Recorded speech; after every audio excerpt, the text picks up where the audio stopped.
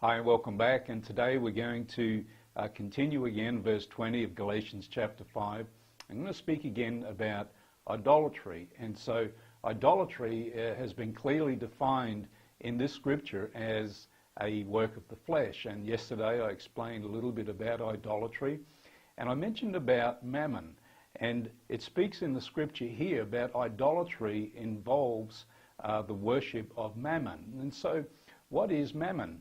Just here, Mammon really means wealth regarded as an evil influence.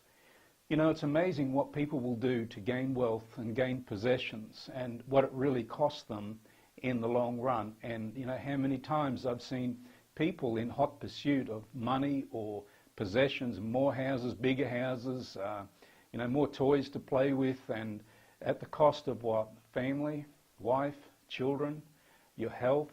It's just not worth it. And so, you know, anything that God blesses us with will have no evil ramifications to it. But when we, you know, leave the very position of, you know, our relationship with God and fellowship with God and walk out from that and begin to pursue other things other than God, and our heart is pursuing after these things, well, whatever those things are that we are pursuing after become idols in our life.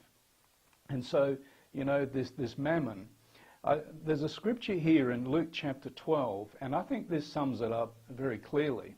And verse 16, and it says, "And then he," this is Jesus, "he spoke a parable to them, saying, the ground of a certain rich man yielded plentifully. And he thought within himself, saying, what shall I do, since I have no room to store my crops? So he said, I will do this. I will pull down my barns and build greater, and there I will store all my crops and my goods. And I will say to my soul, soul, you have many goods laid up for many years. Take your ease, eat, drink, and be merry.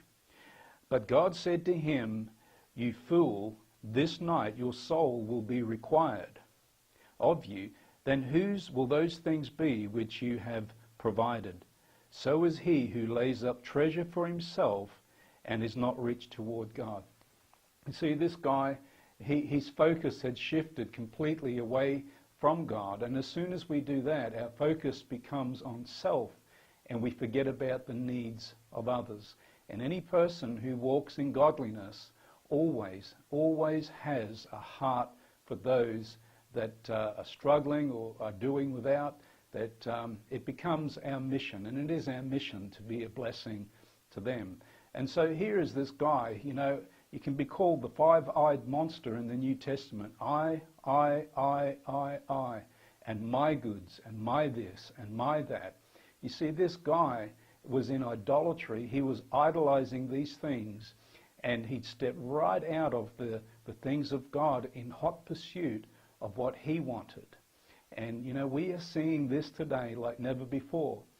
People, you know, wanting bigger houses or better cars and getting further into debt, and toward the end having to work 2 jobs, and, you know, the wife working as well, and the children in daycare. And I mean, that's how it is for some people. They don't have a choice, but some do, and they're just in hot pursuit of bigger, better, greater, faster things, and at what cost?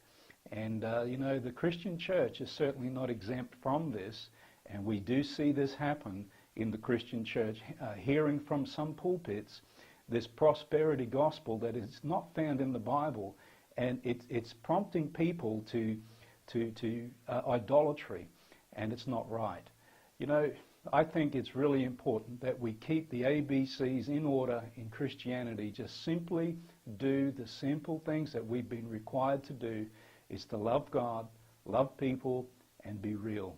And, you know, to honor God with all our possessions, and, you know, this will keep us safe from idolatry.